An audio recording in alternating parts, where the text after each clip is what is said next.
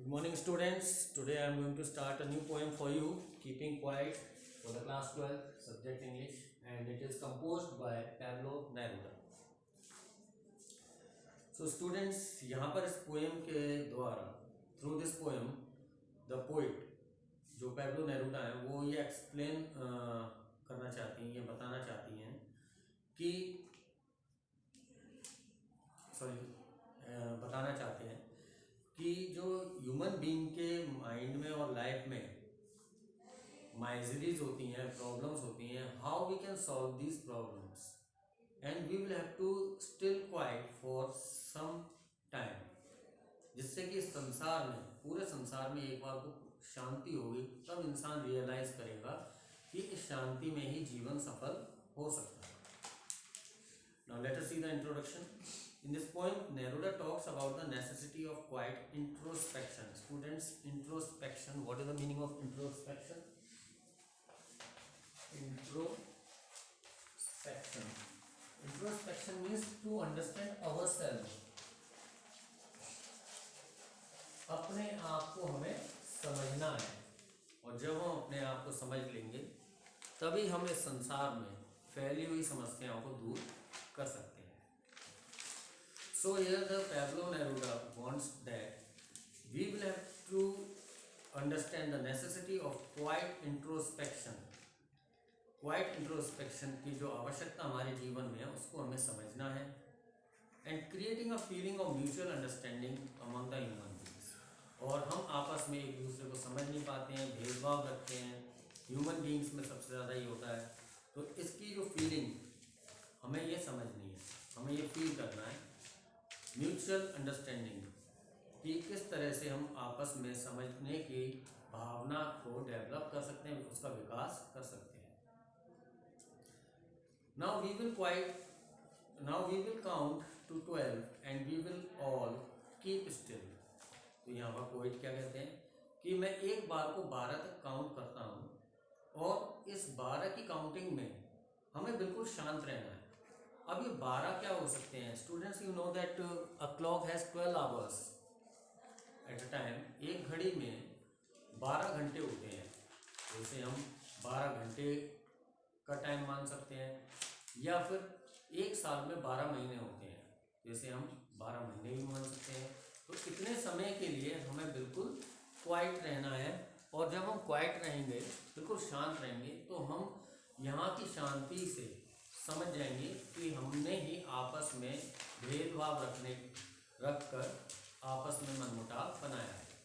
That is why poet is appealing to us that we will have to still quiet up till he is counting to 12. For once on the face of the earth. अब यहाँ पर poet urge कर रहे हैं, for once on the face of the earth let's not speak in any language. तो यहाँ पर क्या अर्ज कर रहे हैं पोइट कि इस अर्थ के ऊपर हम किसी भी लैंग्वेज में बात ना करें. किसी भी लैंग्वेज में बात ना करने का मतलब होता है कि जब भी कोई डिस्प्यूट होता है वो हमारे शब्दों के द्वारा, हमारी लैंग्वेज की वजह से ही होता है. लैंग्वेज की वजह से हम किसी भी लैंग्वेज में एक दूसरे से अपने अंदर गलत फीलिंग रखते हैं, तो वो कहीं ना कहीं गलत साबित होता है. तो यहाँ पर पोइट क्या कह रहे हैं कि let's not speak in any language, किसी भी भाषा में हम बात ना करें. Let's stop for 1 second and not move our arms so much. और आर्म्स भी यहाँ पर 2 तरह के होते हैं. एक तो आर्म्स होते हैं हमारे हाथ, और दूसरा आर्म्स हम कहते हैं वेपन्स को, हथियारों को. So the poet is urging to us that let's stop for 1 second, कि 1 सेकेंड के लिए हम रुक जाएं और अपने कोई भी आर्म्स मूव ना करें, चाहे वो हथियार हो चाहे हमारे हाथ, क्योंकि इन्हीं के द्वारा हम आपस में मतभेद पैदा करते हैं. It would be an exotic movement without rush, without engines, we would all be together in a sudden strangeness. तो यहाँ पर पोइट कह रहे हैं कि it will be an exotic movement. Exotic means that it will be a strange movement. एक बड़ा अजीब मूवमेंट हो जाएगा. क्या कि विदाउट रश, ना तो कोई रश होगा और ना ही कोई इंजन चलेगा. तो पोइट यहाँ पर पूरी तरह से शांति चाहते हैं, इन अ सडन स्ट्रेंजनेस. और पोइट क्या अर्ज करते हैं कि चाहे संसार में कोई भी हो, चाहे वो फिशरमैन हो या कॉमन मैन हो, whether he is related to any business, वो अपने सारे कामों को एक बार छोड़कर ये महसूस करने की कोशिश करें कि शांति में ही हमारी भलाई है। Fishermen in the cold sea would not harm whales, and the man gathering salt would look at his hurt hands.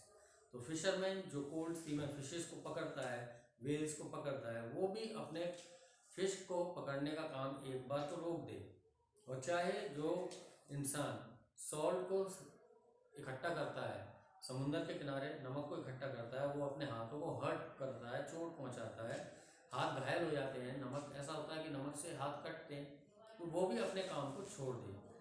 So students, we can understand that the poet want to make the earth still for some time. He wants to make the world quiet for some time.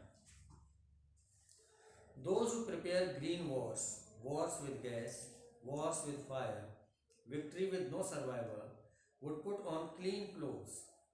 यहाँ पर poet बता रहे हैं, अर्ज कर रहे हैं कि जो ग्रीन वॉर्स जैसे कि नेचर के साथ जो खिलवाड़ करता है, वॉर्स विद गैस जो गैसियस वेपन्स के साथ वॉर करता है, वॉर्स विद फायर जो आर्म्स के साथ फायर के साथ वॉर करता है, विक्ट्री विद नो सर्वाइवर, उसकी विक्ट्री तो होती है लेकिन जब कोई सर्वाइवर ही नहीं होगा तो ऐसी विक्ट्री भी किस मतलब की होगी।